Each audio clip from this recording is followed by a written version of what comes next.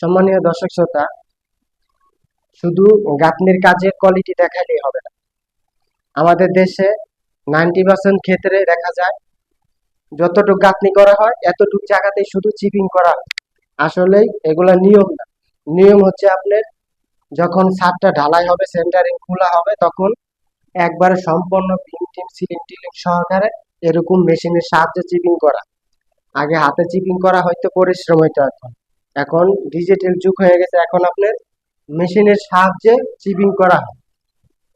তো এইসব বিষয় অবশ্যই খেয়াল রাখতে হবে আপনারা যারা মালিক পক্ষ আছেন, কারণ মালিক পক্ষ যদি সতর্কভাবে নির্মাণ কাজ করাতে পারে তার বিল্ডিং এ কখনো ক্যারাক আসবে না। এই যে যে চিপিং গুলা দেখছেন, এগুলা পুরো সম্পন্ন মনে করেন ছাদ সেন্টারিং খোলার পরে সম্পূর্ণ চিপিং করা হয়েছে। আগে প্রত্যেক কলমেই আগে চিপিং করা হয়েছে,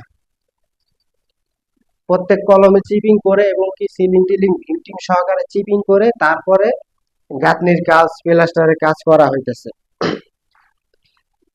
তো মালিকেরা যদি একটু সতর্কভাবে ঠিক আছে রোল মেনে কাজ করাইতে পারে তাহলে বিল্ডিং এ কখনো ক্যারাক আসবে না প্লাস্টার শেষে। তো এইসব বিষয় অবশ্যই আপনাদের খেয়াল রাখতে হবে। গাঁথনির কাজ করানোর সময় এরকম চিপিং করাই নিতে হবে, সাথে সাথে সেন্টারিং ও খোলা শেষ, পুরো ছাদ মাঠ সহকারে কলম টলম সহকারে এরকম চিপিং করাই নিতে হবে মেশিনের সাহায্যে। আগে হাতে চিপিং করা হয়তো পরিশ্রম হতো, এখন ডিজিটাল সিস্টেম মেশিনের সাহায্যে চিপিং করা হয়, সময় কম লাগে এবং দ্রুত হয়। তো অবশ্যই ছাদের সেন্টারিং খোলা শেষ হইলে এরকম চিপিং করে নিতে হবে, তারপরে দেখা গেছে আপনার গাঁথনি প্লাস্টারের কাজ করতে হবে। তাহলে কি হবে, আপনার প্লাস্টারের গাঁথনিতে কোনো সময় ক্যারাক আসবে না। তো আমাদের এখানে সব চিপিং করা সব চিপিং করে নিয়ে তারপরে প্লাস্টারের কাজগুলো করা হচ্ছে, সব চিপিং করা। এই যে দেখতেছেন সব কলম টু কলম চিপিং কইরা তারপরে মনে করেন আপনার সিলিং গুলা প্লাস্টার করা আছে সুন্দরভাবে। মালিকেরা যদি একটু সতর্কভাবে আপনার কাজ করাতে পারে ভালোভাবে, তাহলে দেখা গেছে আপনার বিল্ডিং কখনো ফাটন ক্যারাক আসে না।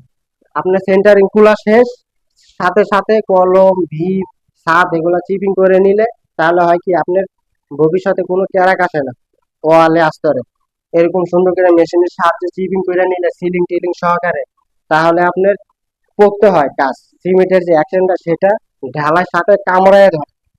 তো অবশ্যই আপনারা যারা নির্মাণ কাজ করাইতেছেন খুবই সতর্কভাবে এরকম সুন্দর করে চিপিং গুলা করার চেষ্টা করবেন, তাহলে আপনার বাড়ির কোনো ভবিষ্যতে ক্ষতি হবে না।